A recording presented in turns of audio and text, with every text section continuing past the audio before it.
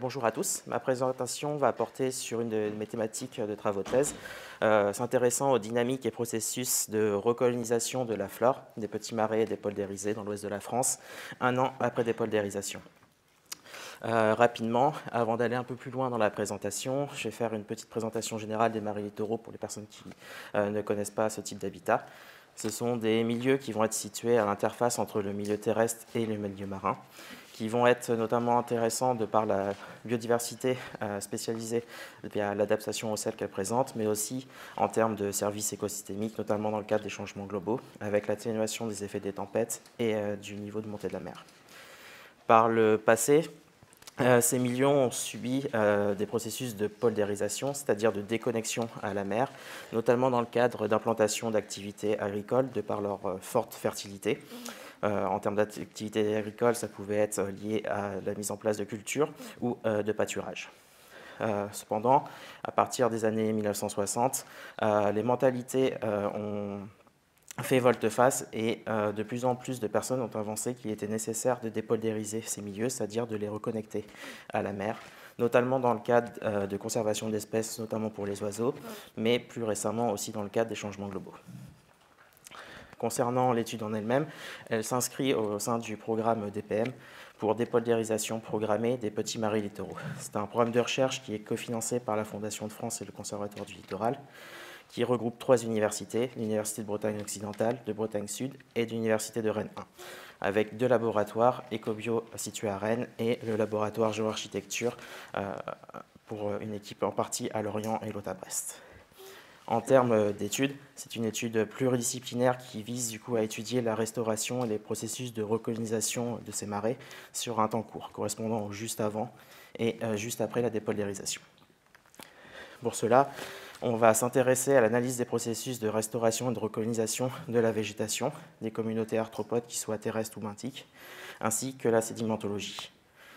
En parallèle, on va chercher à analyser les représentations sociales de la reconnexion des marais, notamment en ce qui concerne les notions d'acceptation de la dépoldérisation.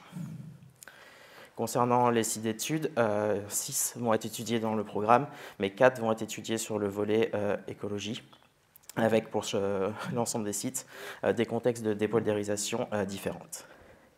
Le premier, situé dans le Calvados, correspond au polder des terrains François, qui a été dépoldérisé dans le cadre d'un contexte de... j'ai oublié le mot. De compensation écologique, merci, qui du coup a été la dépoldérisation se fait par l'ouverture de clapets qui permet à l'eau de mer de rentrer sur le site. Le deuxième site d'étude, situé dans la commune de Ploubalay, dans les Côtes-d'Armor, pour le marais de Bossé, correspond à un ensemble de parcelles agricoles qui présentait différentes activités telles que le pâturage par des chevaux, la culture d'espèces céréalières ou la présence de vergers. Ce site a été dépoldérisé suite à un abandon des entretiens de la digue qui, en 2020, lors des grandes marées, a cédé et a permis à l'eau de rentrer sur le site. Du coup, à l'époque, c'était majoritairement des prairies mésophiles qui étaient présentes sur le site. Le troisième site d'étude, le marais de Saint-Colombier, situé dans le Morbihan, la commune de Sarzeau, correspond, lui, plus à une reconnexion de marais suite à l'arasement d'un chemin digue qui permettait d'aller jusqu'à la mer. Enfin, le dernier site, le site de la Prémisotière, situé dans Charente-Maritime, va lui être situé dans un contexte agricole intense au bord de la Siève nantaise. Cette dépoldérisation fait suite à un recul de la digue et où anciennement le sol qui était présent sur le site a été utilisé afin de construire la seconde digue. Du coup, sur ce site-là, une partie du site a été décaissée afin de construire la nouvelle digue. Concernant l'étude, la présentation en elle-même, je vais m'intéresser à 2 sites en particulier qui ont été du coup dépoldérisés en 2020 pour le site de la Prémisotière et du marais de Bossé. Sur l'ensemble des sites, un dispositif commun d'études a été mis en place afin d'étudier la topographie, d'analyser les communautés végétales en termes d'espèces, de hauteur de végétation et de recouvrement total et par espèce, d'analyser la banque de graines et les communautés d'arthropodes épigées, notamment les araignées et les coléoptères carabiques, qui sont de bons indicateurs de restauration de ces milieux. Pour la végétation, 2 relevés sont effectués par an, et ce durant 3 ans, durant la première période en avril-mai, puis en septembre-octobre, notamment pour identifier les salicornes à l'espèce. Concernant la banque de graines, sur chacun des quadras, un prélèvement de sol est réalisé à proximité. Ce prélèvement correspond à un carré de 20 cm sur 20 avec 5 cm de profondeur. Puis, une fois au laboratoire, est passé au tamis à une maille de 200 micromètres avant d'être mise en culture dans un mélange de vermiculite perlite hétéro, proportion 1:3. Par la suite, différents cycles d'arrosage sont réalisés durant une période de 12 semaines à concentration croissante en sel. C'est-à-dire qu'au départ, je vais arroser mes échantillons avec une eau non salée, puis au fur et à mesure augmenter la concentration par période de 12 semaines. Concernant les analyses, en plus d'étudier le recouvrement de la végétation ou la richesse spécifique, je me suis intéressé à la notion de spécialité des espèces, notamment en étudiant les valeurs des indices d'Ellenberg qui ont été retravaillés par Hill et son équipe en 1999, en ajustant notamment les valeurs de salinité pour la végétation britannique, mais qui est bien adaptée à la végétation bretonne. 3 catégories vont être intéressantes, correspondant pour la première à la valeur 0 pour les espèces glycophytes non adaptées au milieu salé, de 1 à 3 pour les espèces tolérantes, c'est-à-dire qu'on va pouvoir retrouver dans les milieux salés, mais de manière non exclusive, mais aussi de 4 à 9 pour les espèces halophytes strictement présentes dans des milieux salins. Concernant les résultats, concernant le recouvrement de végétation à 1 an, des différences vont être notables en fonction du contexte du marais. Dans le cadre de la prémisotière, vu qu'une partie du site a été décaissée afin de construire la deuxième digue, on va plutôt avoir un processus de recolonisation stricte. C'est-à-dire qu'on va partir d'un site avec une absence de végétation qui va petit à petit être recolonisé. Dans le cadre du marais de la Bossée, au contraire, on était parti d'une prairie mésophile avec des quadras présentant 100% de végétation qui, au bout de 6 mois, cette végétation a périclité, donnant un recouvrement de l'ordre de quasiment 0%. Puis 6 mois plus tard, du coup, à 1 an, on observe une augmentation du recouvrement via là aussi un processus de recolonisation.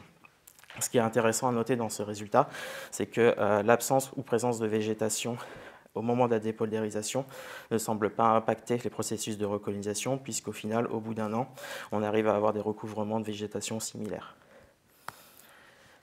Concernant les résultats sur la richesse spécifique, on va assister on va avoir une première recolonisation avec peu d'espèces, c'est-à-dire dans le cadre de la prémisotière, en moyenne 2 espèces par cadra et 3 pour le marais de la Bossée. Lorsqu'on va comparer ces résultats avec la végétation mise en place et la banque de graines issue des sites, là aussi des résultats vont être différents. Dans le cas de la prémisotière, du coup, on est parti avec une absence d'espèces. Puis, à l'heure de 6 mois, 12 espèces ont été comptabilisées sur le site et 9 au bout d'1 an. En termes de communauté majoritaire, elles étaient dominées par un mélange d'Atriplex astata et Tripodium pannonicum, qui sont des espèces caractéristiques des marais salés. Et à 1 an, la présence en plus de Beta maritima, notamment sur les niveaux les plus élevés. Au contraire, dans la banque de graines, seulement 10 germinations ont été observées, dont 8 pour Buccinella maritima, qui est une espèce aussi caractéristique des marais salés. C'est-à-dire que la majorité des quadras n'ont présenté aucune germination, 14 sur 20 quadras n'avaient aucune espèce. Du coup, là, on peut laisser sous-entendre que le décaissage sur le site a eu un grand impact sur la banque de graines et donc sur la recolonisation des espèces. Dans le cadre de la marais de la Bossée, 29 espèces étaient présentes au départ, avec des espèces caractéristiques avec anciennement Festuca arundinacea ou Holcus lanatus. 6 mois après, seulement 6 espèces ont été observées, avec une dominance pour Sueda maritima et Elytrigia acuta, là aussi des espèces de marais salés, mais pour Elytrigia acuta qui était observée uniquement sur les niveaux les plus élevés, chose qui correspond à l'écologie de l'espèce. À 1 an, 3 espèces supplémentaires ont été observées, dont le retour de l'Olium pérenné qui était présent anciennement sur les sites et qui là aussi a été observé sur les niveaux les plus hauts, qui étaient moins impactés par les marées. Dans le cadre de la banque de graines, 256 germinations ont été observées, correspondant à 11 espèces. Parmi ces 11 espèces, 9 étaient des espèces qui étaient présentes anciennement sur les sites. 2 correspondaient à une germination de soude et de salicorne. pour les cadras, 8 sur 30 cependant ne présentaient aucune espèce ayant germé. Lorsqu'on va s'intéresser du coup à la spécialité de ces espèces, on va se rendre compte qu'il va y avoir une différence entre ce qui va être présent sur les sites et sur la banque de graines. Sur la banque de graines, ce qui va apparaître, ça va être majoritairement des espèces glycophytes, notamment dans le cas du marais de la Beaussais, alors que sur les sites, on va avoir une présence du coup d'espèces halophytes qui vont recoloniser le milieu, notamment des espèces de haut-shore telles que Metamaritima ou le chien noir. Du coup, la question qui se pose, c'est que parmi les espèces colonisatrices, dans le cadre de la prémisotière, de par l'absence de banque de graines, les espèces qui ont recolonisé le milieu vont être des espèces qui vont être apportées par une source externe, notamment par les marées ou par les oiseaux, avec des espèces caractéristiques des marais salés.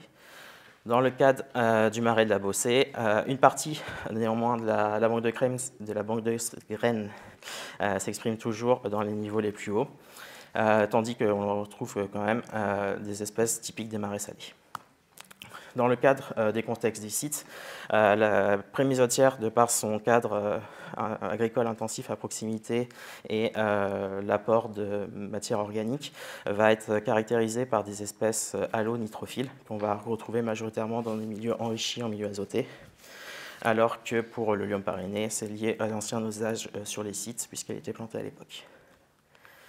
Ainsi, un an après la recolonisation, on constate des différences de richesse spécifique et de composition entre la banque de graines et la végétation in situ, avec une plus grande richesse spécifique pour la banque de graines, mais qui ne s'exprime pas sur les sites, notamment de par l'augmentation de la salinité et des submersions.